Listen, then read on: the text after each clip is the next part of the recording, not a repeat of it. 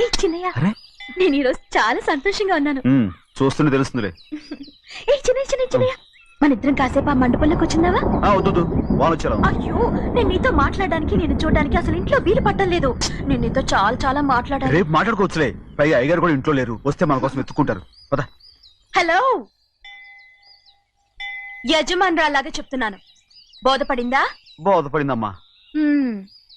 రండి. చిన్నమ్మాయి గారు కొండ మీద గుడికెళ్ళి వస్తామని చెప్పారు. పైగా మన చెన్నై కూడా తోడెళ్ళాడు. ఇంకా భయపడతారు ఎందుకు? సాయంత్రం నుంచి వర్షం ఆకుండా కురుస్తాను. మధ్యలో కార్ రిపేర్ ఏదైనా అయి ఉంటే ఎందుకైనా మంచిది, ఒకసారి వెళ్ళి చూసేద్దాం. రై, నువ్వు వెళ్ళి బండి. అలాగనే.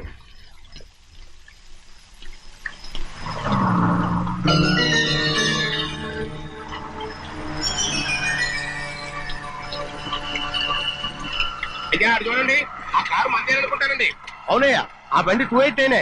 నేను అప్పుడే చెప్పాగా బండి రిపేర్ ఏదన్నా అయి ఉంటుందని. రై, పక్కన ఆపరా. చాలా పొద్దుపోయింది, ఇంటికి పోవా?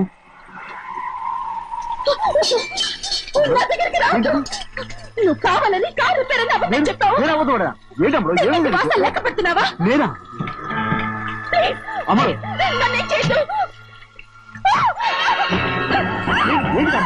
పిచ్చిపట్టిందా? నీకే మొత్తం వచ్చి పట్టింది. నా ప్రాణం పోయినా నీకు లోగను. ఏంటమ్మా నువ్వు చేసే పని? ఏంటి అమ్మడు? చూసారు కట్టుకోవా? ఎవరైనా వస్తారా? చిన్నయ్య,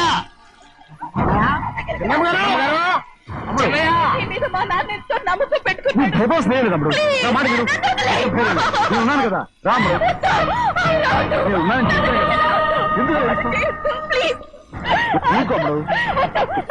నువ్వేం భయపడకమ్మడు, నా మాట విను. అమ్మడు ఆడబడుతాయి, ఏంటి పిచ్చిలేక?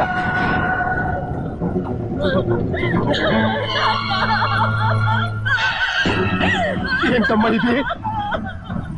చెప్పమ్మా, చెప్పు. కారు పేరు చెప్పి నన్ను మండపంలోకి తీసుకొచ్చాడు. వర్షం పడుతుంది, కారు రిపేర్ చేయలేమని ఇక్కడే ఉందామని నన్ను అదోలా చూశాడు. నాకు చాలా భయం వేసింది. ఏ పర్వాలేదు, నడిచనే వెళ్ళిపోదాం నేనంటే, నువ్వు విదేశాలు చదువుకుని వచ్చావు, ఆ మాత్రం అర్థం చేసుకోలేవా? ఈ ఒక్క రోజుకి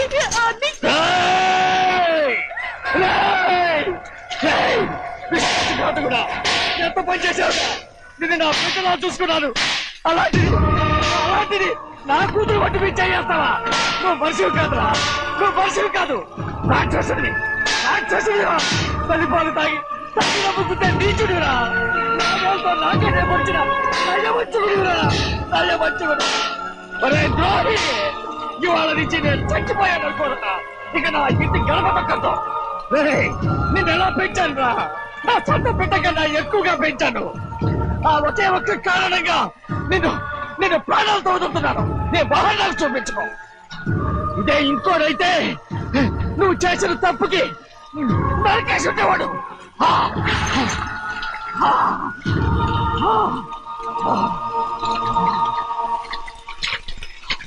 పదమ్మా, రే రండా, ఇవాళతో వాడికి మనకి రుణం తిరిగిపోయి.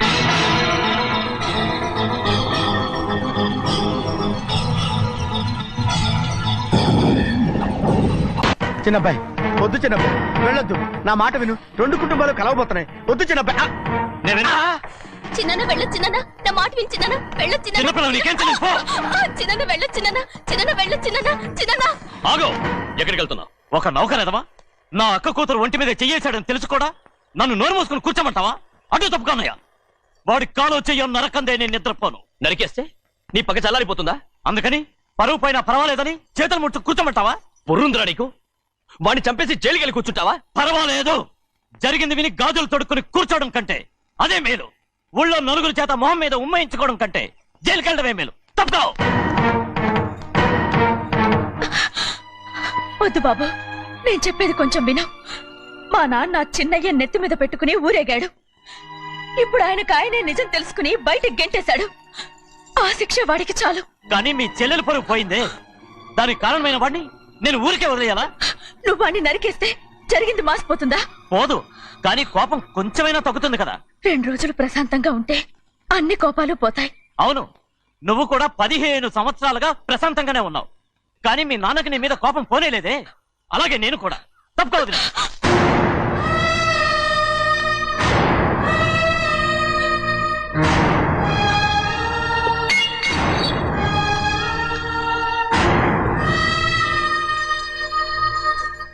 వాడి కోపంలో కూడా న్యాయం ఉంది గౌరీ.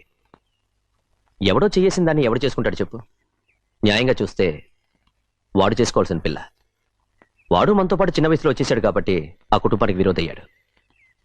పోన్లే, తను నాకు మర్యాద ఇవ్వకపోయినా నీకైనా ఇచ్చాడు. అచ్చా రే మణిదీరా. ఎందుకయ్యా చెన్నైని అడగాలి? కలుపు తీయడానికి ఎంతమంది కూలీలు కావాలో చెన్నైకే తెలుసండి. శనక్కాయలు ఏ కొట్లో అమ్మాలో చెన్నైకే తెలుసండి. జొన్న చేనుకు మందు కొట్టారో లేదో చెన్నైకే తెలుసండి. అయ్యా మరి నేను వెళ్ళొస్తానండి. ఎక్కడికి వెళ్తున్నావు? చెన్నై దగ్గరికండి. ఎందుకు? అదేనండి, కౌలు డబ్బులు ఎవరెవరి పేరుతో ఏ ఏ బ్యాంకుల్లో వేయాలి, ఈ దివాణానికి కావలసినటువంటి వస్తువులన్నీ ఎక్కడ కొనాలి, ఇవన్నీ చెన్నైకే తెలుసండి. అడిగి తెలుసుకుందామని బయలుదేరా. ఏంటయ్యా ఇన్ని రోజులు ఇవన్నీ చెన్నై చూసుకుంటుంటే మీరందరూ ఇంట్లో తిని కూర్చొని ఏం చేస్తారు? గాడిదలు కాస్తున్నారా? చే ఇది ఇల్లా సత్రమా? అబ్బా నువ్వు ఉండవయ్యా, నేను చెప్తున్నాను కదా. వంటింట్లో ఏమేం చేయాలో ఎంతెంత చేయాలో తెలియక అందరూ ఖాళీగా కూర్చున్నారు. 2 రోజుల నుంచి చెన్నై పళ్ళకు రావట్లేదంటగా. వెంటనే డ్రైవర్ పంపించి చెన్నైని పిలిపించండి. 2 రోజులుగా నువ్వు ఎక్కడికి వెళ్ళావు? సముద్రం ఎలా ఉంటుందో చూద్దామని వైజాగ్ వెళ్ళానండి.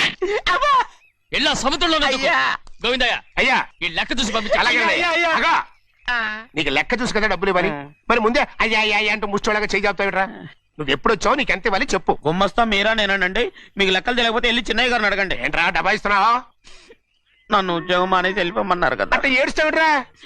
ఎక్కడికి వెళ్ళాలో ఎలా బతకాలో తెలియక ఏడుస్తుంటా. సరే ఏడో ఒక. ఇప్పుడు మా ఇల్లు చూసుకోవడానికి ఎవరు లేరురా. నా కూతురు కూడా ఇక్కడే పని చేస్తుంది. మరి నువ్వు మా ఇల్లు జాగ్రత్తగా చూసుకుంటావా? అలాగేనండి. ఈ ఉద్యోగం పర్మనెంట్ కదండి? అది నీ నరకం మీద ఆధారపడి ఉంటుంది. అంతే కదా. తప్పకండి. ఎలా ఉంది? అదేంట్రా నరాలు తగినట్టు నడుస్తున్నావు? బాలేదా? ఇంకోటి నడుస్తాను. ఎలా? నువ్వు పర్మనెంట్ గా టెంపరవరీయే. అమ్మా, చెన్నైని ఇంట్లోంచి బయటికి పంపించినంత మాత్రాన నీ ఆత్మ శాంతించదని నాకు తెలుసమ్మా. త్వరలోనే అక్కయ్యని నాన్నని కలిపి మన 2 కుటుంబాలని ఒకటి చేస్తాను. వెనక ముందు చూసుకోకుండా గొడ్డను బాదినట్టు బాధేశారు. కూతురు ఏం చెప్తే నమ్మేటమేనా? అసలు ఏం జరిగింది, ఎలా జరిగిందని ఒక్క మాట అయినా అడిగాడా పెద్ద మనిషి? పోనీ నువ్వైనా చెప్పలేకపోయావేంటి?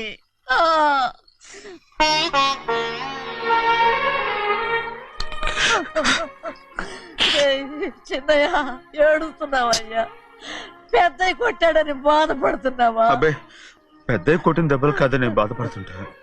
ఈ నెలలో ఒక్కరోజు కూడా నేను ఆయన విడిచిపెట్టి ఉండలేదు. అలాంటిది 2 రోజులు అయిపోయింది ఆయన చూసి. అదే బాధగా ఉంది. బాధ ఇదే. చిన్నయ్య చూడు, ఎవ్వరికి కనపడకుండా పెద్దయ్య గారిని చూసిరారా, అప్పుడు నీ మనసు స్థిమిత పడుతుంది. లేదే, ఆయన తప్ప ఆయన తెలుసుకుని నాకు కబురు చేసేంత వరకు నేను ఆయన మొహం చూడను.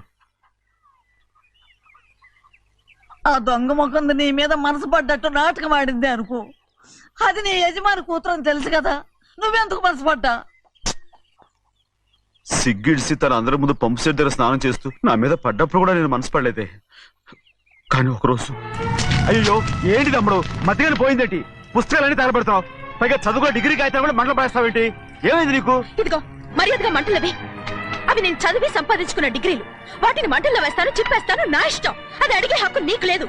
అవి మంటల్లో వేయకపోతే ప్రాణానికి ప్రాణంగా చూసుకుంటున్నావే మా నాన్న. ఆయన మీద ఒట్టు ఇల్లు ఇలా పడి చేస్తాను. వెయ్యి.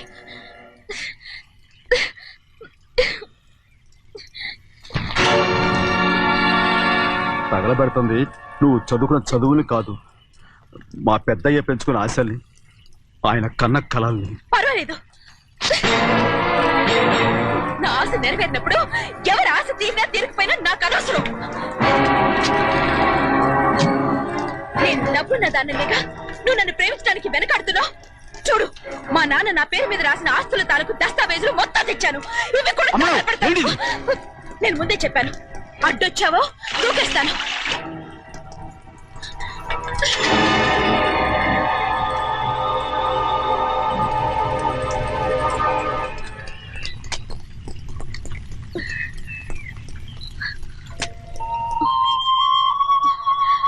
చూడు, ఇప్పుడు నేను ఒట్టి ప్రభావతిని.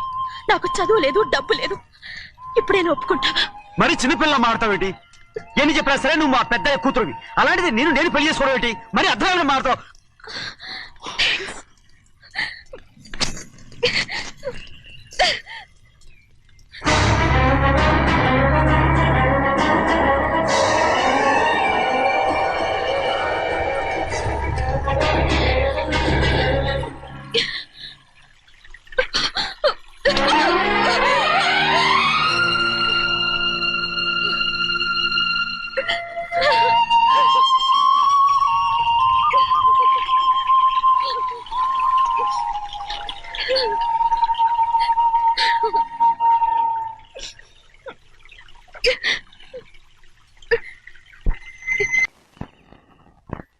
ఆ రోజు తగలబెట్టిన కాగితాలన్నీ నకిలీవైనా ఉండొచ్చు. తనకు తెలుసుగా నేను చదువురాని మొద్దునని. ఆ పాపిష్టిది ఎంత నాటకం ఆడింది, నీ మీద ఎంత పగబునింది. అసలు నువ్వు చేసిన తప్పేమిట్రా?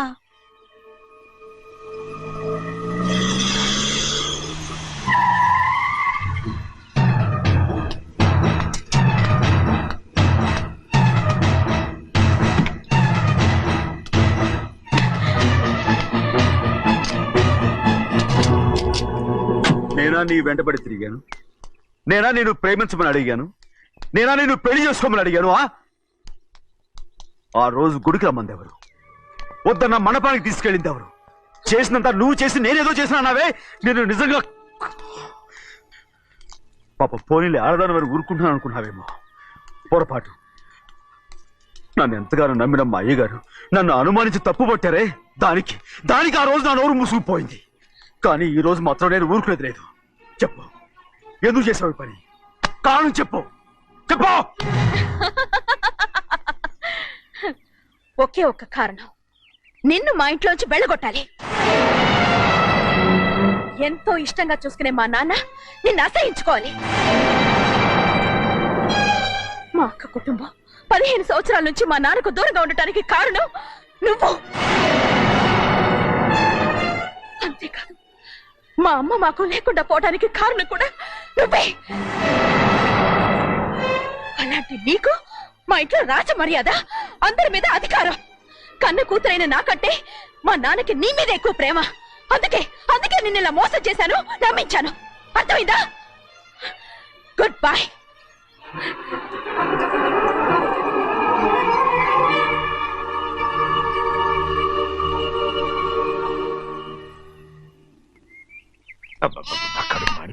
ఏంటి నాన్న, బాగా ఆకలాతుందా? అవునమ్మా, ఇడ్లీ దమ్మని ఆ బస్సు గాని పంపించి 2 గంటలైంది. అప్పటికి ఆలస్యం అవుతామని నా బండి కూడా ఇచ్చి పంపించా. సంతోషించాం. ఏంట్రా ఇంత ఆలస్యంగా చచ్చావు? మరి దీన్ని నడిపెత్తుకురావద్దేంటి? అదే నేనైతే లగెత్తుకు వచ్చేసేవాడిని. అంటే ఈ బండి నడపడం నీ చేత కదా? మరి ఎందుకు తీసుకెళ్ళట్టు? ఏమో మీరు తీసుకెళ్ళమన్నారు, తీసుకెళ్ళాను. కర్మ. సర్లే, ఆకలి చచ్చేట్టుగా ఉన్నా. ఇడ్లీలు ఎక్కడా? అదిగో మూటలో వచ్చేస్తున్నాయి. నోట్లో ఇడ్లీలు రావటం ఏంట్రా? ఈయన నంబర్లే గానీ మూట దింపి ఇప్పి చూపించండి. అట్టగానండి. ఇన్ని ఇడ్లీలు తెచ్చావిడ్రా? మరి 494 రూపాయలకు ఆ మాత్రం ఇడ్లీలు రావేంటి? 494 రూపాయలకి ఇడ్లీలా? మరి అదే చెప్పడమేమో చెప్పేస్తారు, ఆ తర్వాత మర్చిపోతారు. మనీ నాగమణి. నాగమణి ఏంటండి? ఏంటంట? అప్పుడు మీ నాన్న నాతో ఏం చెప్పాడు? ఉండండి, ఆలోచించుకుని చెప్తాను. ఏంటమ్మా, ఫ్లాష్ బ్యాక్ వెళ్తున్నావా? అవును. బాబా ఆకలేస్తుందిరా. ఆ రామస్వామి హోటల్కి వెళ్ళి కాస్త తెచ్చిపెట్టు. నాకు కూడా ఆకలిస్తుందండి. నువ్వేదైనా తిని నాకు మాత్రం ఒట్టి ఇడ్లీ పడరా. ఇదిగో ఈ నోటు ఎంతో తెలుసా? నేనేమన్నా తెలివి తక్కువ అనుకున్నారా? 500 నోటు. అబ్బో, నువ్వే దీన్ని అచ్చుకుతున్నట్టుగా మాట్లాడుతున్నావే. చాలా ఆకలేస్తున్నాయి, బండేసుకెళ్ళి తొందర తీసినప్పా. ఇదండి జరిగింది. చిల్లర లేదు కదా అని 500 రూపాయలు నోటు ఇచ్చి పంపిస్తే మొత్తం ఇడ్లీలు పట్టుకొస్తా ఉంటా. నీ నోట్స్ చెప్పు. ఆకలేసేస్తుందమ్మా. చట్నీ సాంబార్ ఇదిరా? ఇచ్చాడండి. ఇది నేనే వద్దన్నానండి. ఎందుకని? మరి అదే మళ్ళీ మర్చిపోయారు. నాగమణి, మీ నాన్న నాతో ఏం చెప్పాడు? అయ్యో చట్నీ సాంబార్లని ఎన్ని సార్లు ఫ్లాష్ బ్యాక్ వెళ్తారా? నువ్వేదైనా తిని నాకు మాత్రం ఒట్టి ఇడ్లీ పడరా. ఇదిగో ఆయనకు అర్థమయ్యట్టు మళ్ళీ చెప్పు. నాకు మాత్రం ఒట్టి ఇడ్లీ పడరా. అయ్యో నువ్వు నా కంటి ముందు చెప్పు. ఆయనతో పాటు నేను బయటికి వెళ్ళిపోతాను. ఎందుకంటే ఆయన నేను వద్దు! మీ దిక్కుమాలిన ప్రేమ కథ వినే ఓపిక ఎవ్వరికి లేదమ్మా. అయినా నువ్వు అనేది ఏముందిలే, అతను లేకుండా నేను బతకలేను అంటావు అంతే కదా. అవునా అయితే ఒక కండిషన్ రా. ఏంటి? నువ్వు చాలా తెలియగలవాడవని ఈ ప్రపంచానికి, నీ ముఖానికి ప్రపంచం దాకా ఎందుకు గాని ఈ ఊళ్ళో నిరూపించుకో. నా కూతురు నీకు ఇచ్చి పెళ్లి చేస్తా. వాకే వెరీ వీచి. అయితే నువ్వు ఇంటి బయటికి వెళ్ళరా. బయటకు రా. రండి. అయ్యయ్యో నా కాళ్ళు చేతులు ఆటం లేదే. మీరెందుకు వచ్చారయ్య గారు? కబురు పెడితే నేనే వచ్చేదాన్నిగా. కూర్చోండి అయ్యా, కూర్చోండి. చిన్నయ్య టౌన్కి వెళ్ళాడు, ఏదో కొట్లో పని చేస్తున్నాడు. తర్వాత దాన్ని ఎవడు మార్చగలడు? నేనేం వాడిని చూడటానికి రాలేదు, నిన్ను చూడటానికి వచ్చాను. అవును, వారం వారం డబ్బుల కోసం వచ్చేదానివి 2 వారాలుగా ఎందుకు రాలేదు? అయినా నా బాధ్యత నేను చెయ్యాలిగా. ఇదిగో తీసుకో. డబ్బొద్దండి. నీ మనవడిని నేను ఇంట్లోంచి తరిమేశాను వద్దంటున్నావా? ఇది నీ మనవడి కోసం కాదు, నీ కొడుకు కోసం నేను చెయ్యాల్సిన బాధ్యత.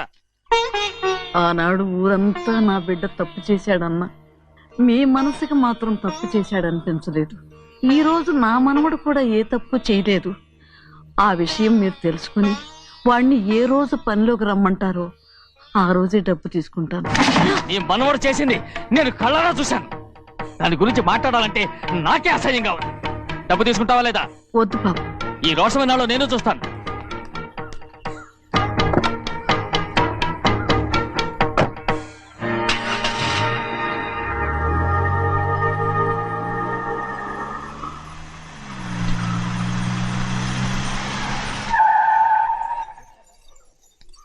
ఏంట్రా అందరూ ఇంట్లో పనులు మానేసి బయట కబుర్లు చెప్పుకుంటున్నారు? పెద్దమ్మాయి గారు అల్లుడు గారు మన ఇంటికి వచ్చారండి. వాళ్ళతో పాటు బంధువులు కూడా తీసుకొచ్చారండి, అందుకే మేమేం అనలేకపోయామండి. తాంబూలాలు కూడా పట్టుకొచ్చారండి.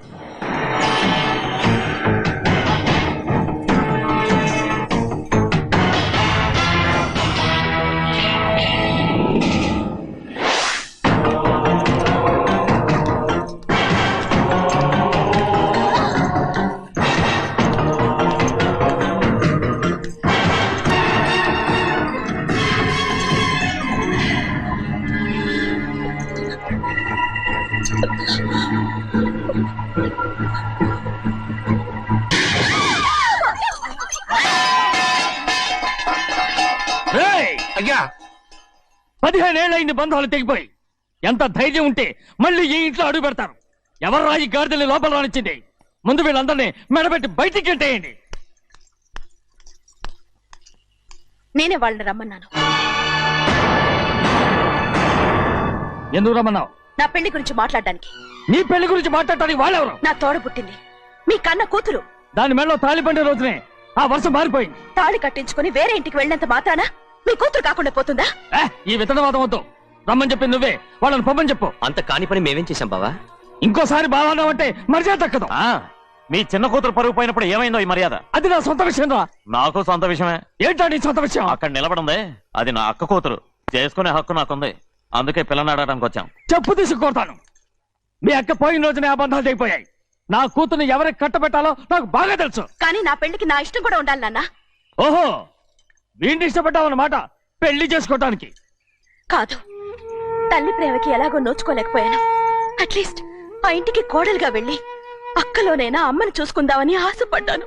నీ ఆశ నే బతుకున్నంత కాలం తీరదు. ఎందుకు తీరదు? నా పెళ్లికి మీ అనుమతి అవసరం లేదు. నేనిప్పుడు మేజర్ని. ఎవరితో మాట్లాడుతున్నావే? ఆయన మనకు జన్మనిచ్చిన తండ్రి. ఆయనకిష్టం లేకుండా నీ పెళ్లి జరిగిపోతుంది అనుకుంటున్నావా? నువ్వు మేజర్ అంటున్నావే. ఇంతవరకు నిన్ను చదివించి పెద్దదాన్ని చేసింది ఎవరు? విదేశాల్లో చదివినంత మాత్రాన నోటికొచ్చినట్టు మాట్లాడతావా?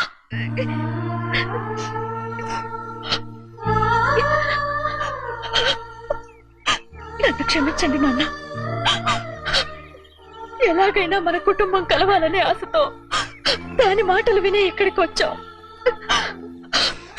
మీ ఇష్ట ప్రకారమే ఎవరికైనా ఇచ్చి పెళ్లి చేసి దాన్నైనా చివరి దాకా మీతోనే ఉంచుకోండి.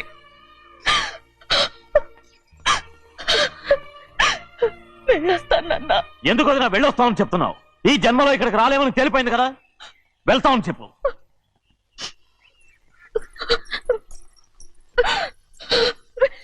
గోవిందయ్య, అయ్యా ఈ దరిద్రాన్ని బయట పారాయి. అలాగేనండి. నన్ను క్షమించండి నాన్న. ఊరుకోమ్మా, ఏదో తెలియక చేసావు, పర్వాలేదు. ఏమైందిరా అంతరాట పరిగెత్తున్నారు? ఉండవా ఏమయ్యా, ఏంటి అంతరాట పరిగెత్తున్నారు? నువ్వు నాకు అగనిస్ట్ పార్టీ, నేను నీకు చచ్చినా చెప్పకూడదు. అయినా వయసులో పెద్దవాడు అడుగుతున్నావు కాబట్టి చెప్తున్నాను. మన బసవాడు లేడు, వాడు పండిస్తున్నాడంట. అగా బస్సోడు ఏంటి, కొండ ఎత్తడం ఏంటి? ఏ ఎగతాళిగా ఉందా? నేను ఎగతాళి చేయడం కాదండి, ఊరంతా పరిగెడుతున్నారు. పైగా 10 రూపాయలు టికెట్ అంట. బస్సోడు కొండ ఎత్తడం నేను నువ్వు వచ్చే హాయిగా తీసుకెళ్ళి చూపిస్తాను. నా కూతురా. ప్రశాంతంగా ఉండండి, ప్రశాంతంగా ఉండండి. ఒరేయ్, ఆంజనేయ స్వామిని ఒక పండగ కాలే బాగా ఒళ్ళు పట్టంటారు.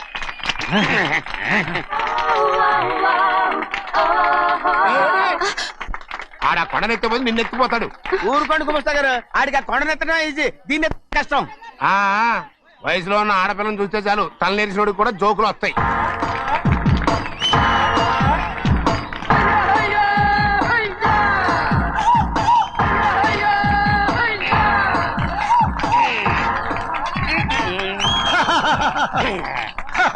నేను రెడీ.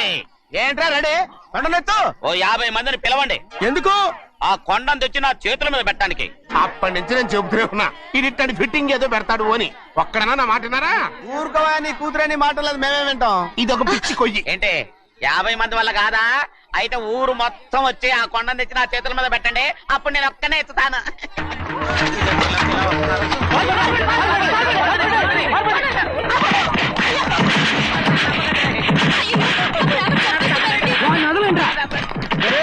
వస్తున్నాడు రా.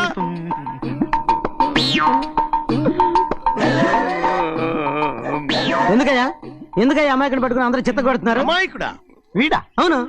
స్వామి స్వామి, మా వారిని రక్షించినందుకు చాలా థ్యాంక్స్ అండి. ఇలారా, ఏ స్కూల్లో చదువుతున్నారా? Co education. అదే కరెక్ట్.